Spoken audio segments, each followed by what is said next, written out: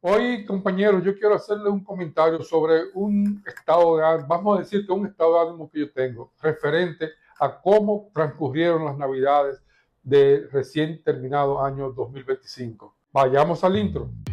Bienvenidos a tu programa de variedades con canas y ganas, donde tratamos temas de actualidad, salud, entretenimiento, crecimiento personal, curiosidades y sobre todo, buen vivir, de una manera ligera y sin complicaciones. Quédate con nosotros. Buenas, yo soy Carlos. Y yo soy Sandra. Aquí le he escrito unas palabras, yo voy a leer un poco de aquí porque casi que lo que yo quiero es manifestar un estado de ánimo. Resulta que ustedes todos vivieron una experiencia, la nación vivió una experiencia aquel 27 de febrero del año 2020, donde nos congregamos una gran cantidad de personas de todos los sectores sociales, de todas las edades, en la Plaza de la Bandera. Todos fuimos ahí con mucho ánimo, había como un sentimiento general patriótico. Muchos no estuvieron físicamente, pero sí estuvieron a través de las redes, de la televisión, de la radio. Todos los que queríamos y los que no querían ese día sintieron que realmente el país había tomado una actitud real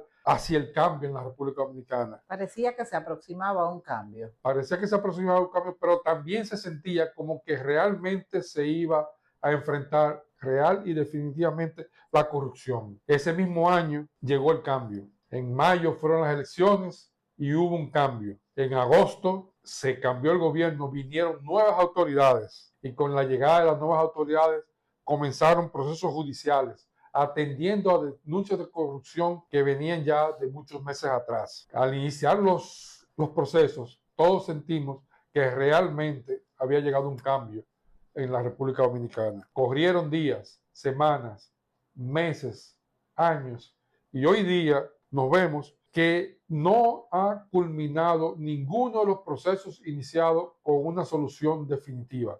Todos aún están o en fase, algunos en fase preliminar, otros en un ambiente como de indecisión, lleno de incidentes. En definitiva, ninguno ha llegado a conclusión. Como un limbo. Algunos aparentan estar en un limbo jurídico que no se define nada. Y en ese ambiente, de repente, ocurre lo que parece ser la madre de todos los casos de corrupción, el caso Senasa. Eso se destapó en noviembre, tras muchos reportajes periodísticos de que había algo mal en Senasa. En noviembre se desató. Y eso llevó a la población a un estado de ánimo, de desánimo, que digo yo que eso fue lo que contribuyó a que las Navidades fueran deprimidas este año. No hubo mucho entusiasmo. Se sintió muy apagado en todo momento. De hecho, no hemos sentido qué ha pasado. Y yo pensaba que era algo personal, pero realmente todo el mundo, la gente está como esperando que lleguen las Navidades, porque no llegaron, no se sintió, no hubo esa algarabía, esa alegría que estas fiestas traen. Y te confieso una cosa, yo que siempre estoy atento a las noticias, durante diciembre no puse mucha atención a las noticias porque yo estaba imbuido en vacaciones, en preparar las vacaciones. Mi trabajo es muy absorbente y venía unos días libres y me imbuí en eso. Pero ahora que ya he retornado a la vida cotidiana, luego de que pasaron las vacaciones, y me he puesto a ver en la prensa, en los videos de YouTube, a oír los influencers, la descripción de lo que ha pasado, uno solamente atiende a pensar, ¿y cómo es que se atreven a tanto? Y es que la realidad de lo ocurrido en República Dominicana parece superar la imaginación del más fantástico escritor de novelas sensacionalistas. He oído que se ha cometido un fraude que ronda los 15,000 millones de pesos. Es un número fantástico, que hasta que empezaron a sonar estos casos de corrupción, yo solamente creía que solamente el presupuesto nacional podría llegar a cifras de ese caso. Y sin embargo, aquí en un solo caso se está hablando de cifras de esa magnitud. Pero peor aún, en los programas de los influencers que le han hecho entrevistas a personajes muy relevantes de la comunicación en República Dominicana, he oído cosas como estas. Si nosotros dividimos 15,000 millones de pesos entre 65, considerando una tasa de cambio de 65 pesos por $1, 15,000 entre 65 da 230.8 millones de dólares. ¿Tú sabes lo que yo oí en ese programa? ¿Qué escuchaste? Que ese es un prestamito de lo que cotidianamente aprueba el Congreso Nacional. Prestamito, pequeñito. Sí, porque hablan de que el Congreso aprueba préstamos millonarios casi toda la semana. Bueno. Pero yo me digo una cosa, esos 1.900.000, o sea, 1.9 mil millones de pesos. Espérame, vuelve y carga. ¿Cuánto? 1.900 millones de pesos fueron entregados a una sola persona, que puede que lo haya compartido con 2, con 3 o con 100. No, no creo. 1.900 millones de pesos.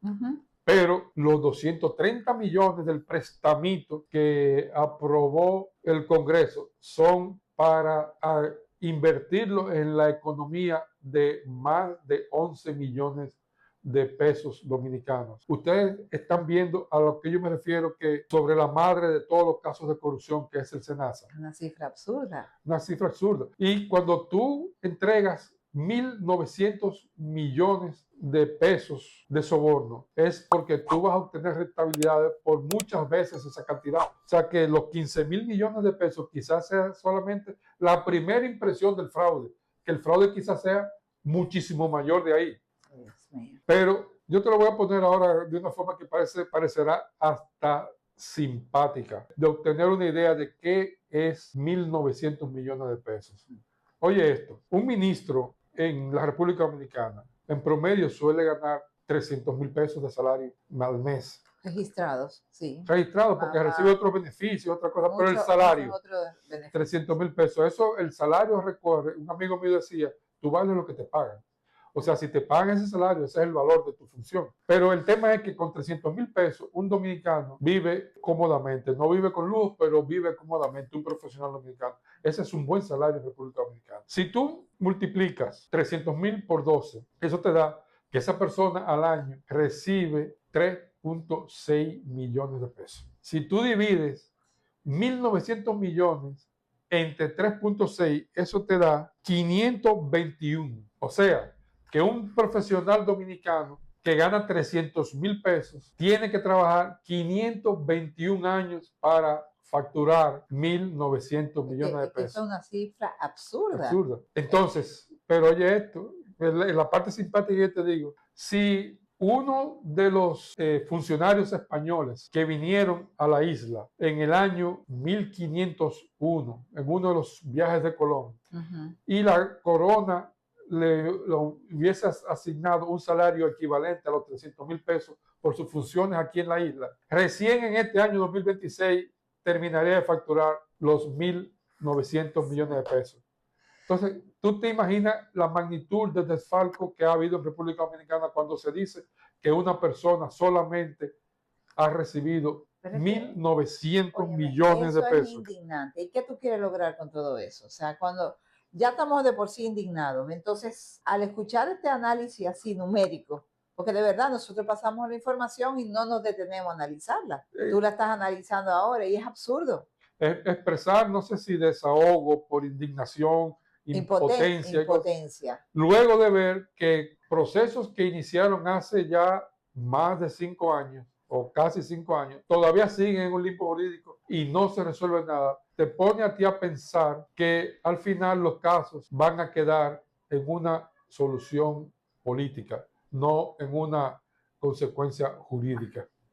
Esa es la impresión que da, porque de entrada hay una situación que tiene el Código Procesal Penal. Espérate, es que ante esta situación, yo que soy experto en pelótica, me he puesto a indagar y a mirar.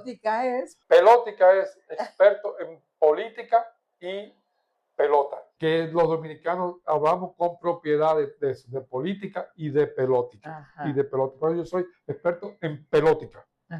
Vemos que hay casos en curso donde se tienen 5 años y no se deciden. Pero este caso ya de entrada, como dicen en pelota, parece que el juego habló en el primer inning. Hay 10 imputados en el caso, a priori. la Procuraduría solicitó tratamientos diferentes para los diferentes y los 10 imputados. Pero tienen diferente incidencia Bueno, en eso este evento de corrupción. no lo sabemos porque hasta el momento solamente son imputados. No ha habido proceso todavía, ni siquiera primera audiencia para calificar la acusación. O sea, todavía no ha habido acusación, ha habido solicitud de medida de coerción.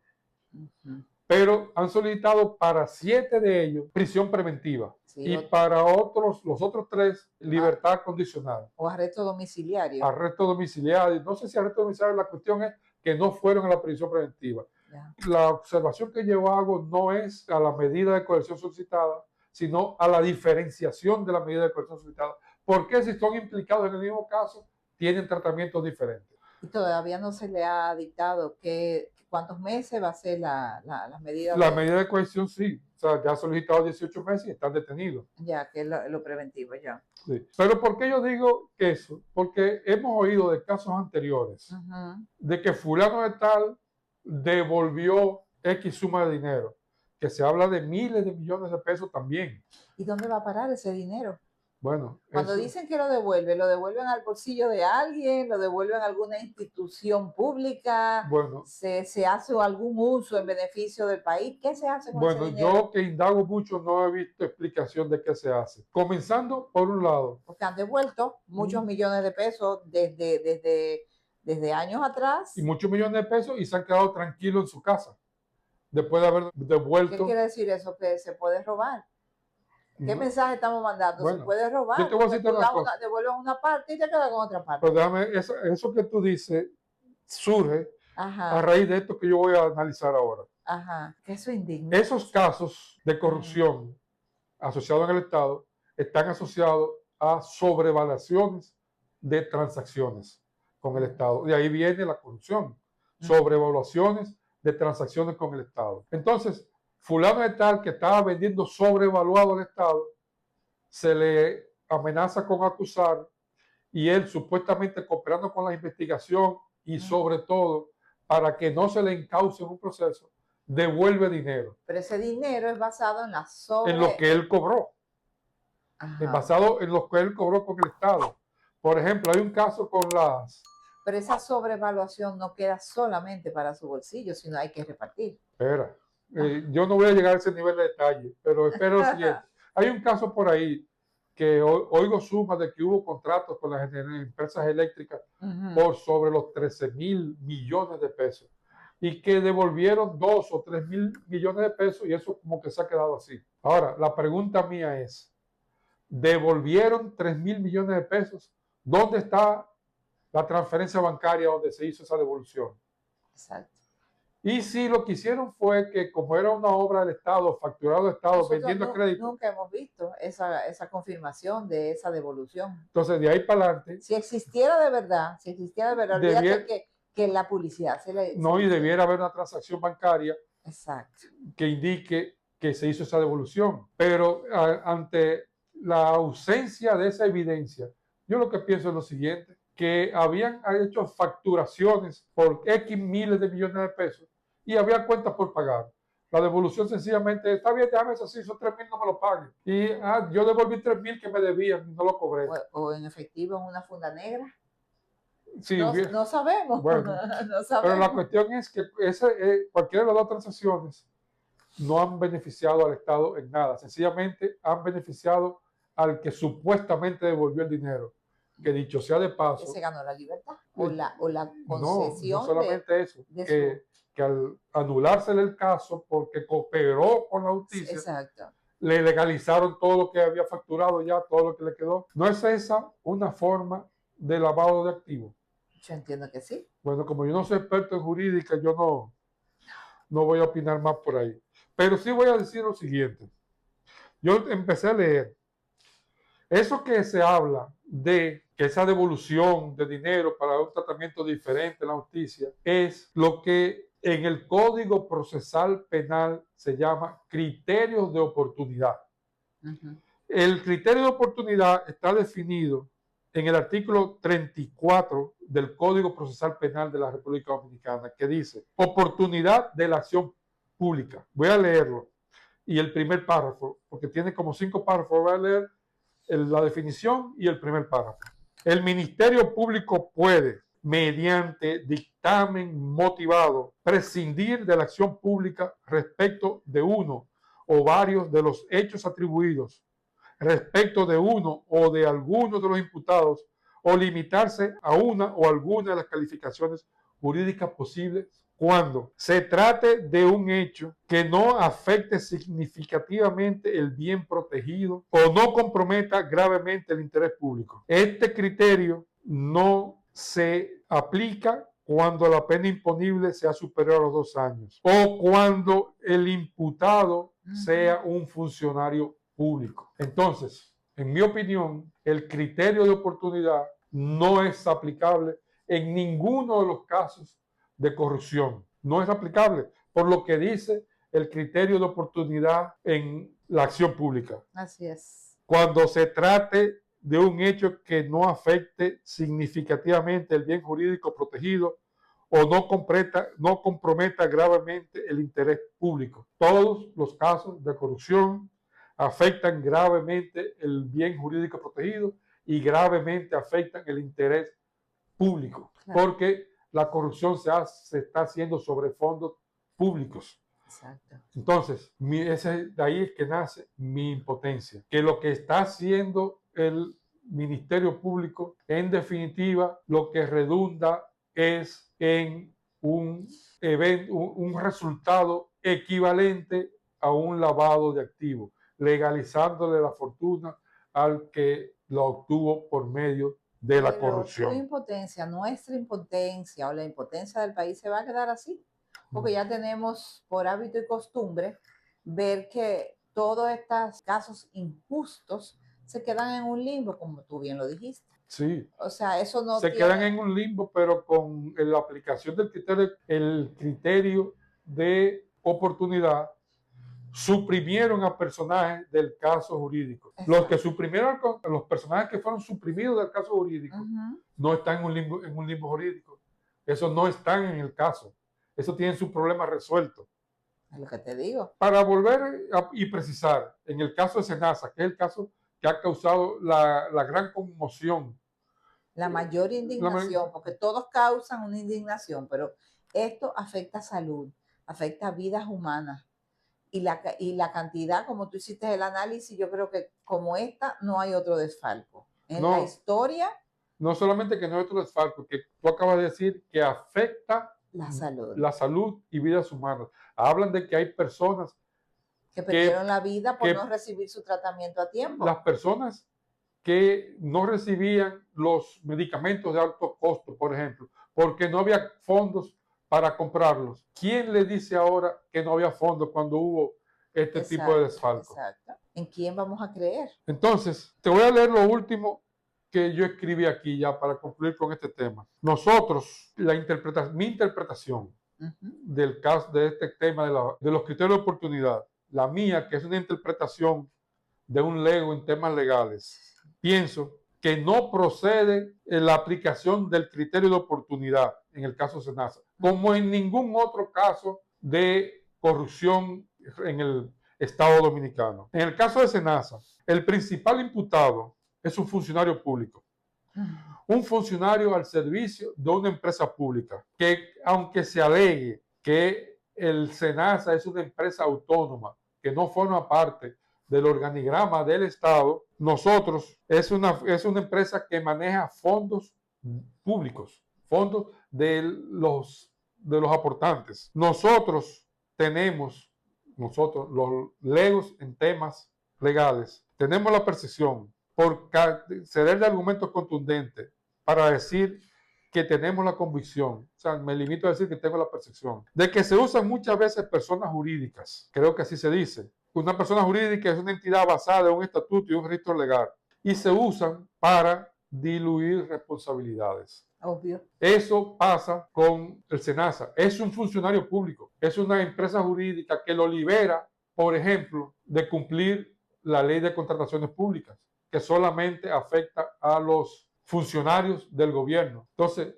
bajo el criterio de que una empresa autónoma se libera de la aplicación de la ley de contratación pública y hace cosas no supervisadas y que derivan en lo que ha pasado en el SENASA. En resumen, eso es. Ya no quisiera seguir hablando de No, eso, porque porque no soy experto. no somos expertos, simplemente somos observadores, como es nuestro pueblo, y dolientes de este triste evento. Y este tampoco es el tema de nuestro podcast, de nuestro programa.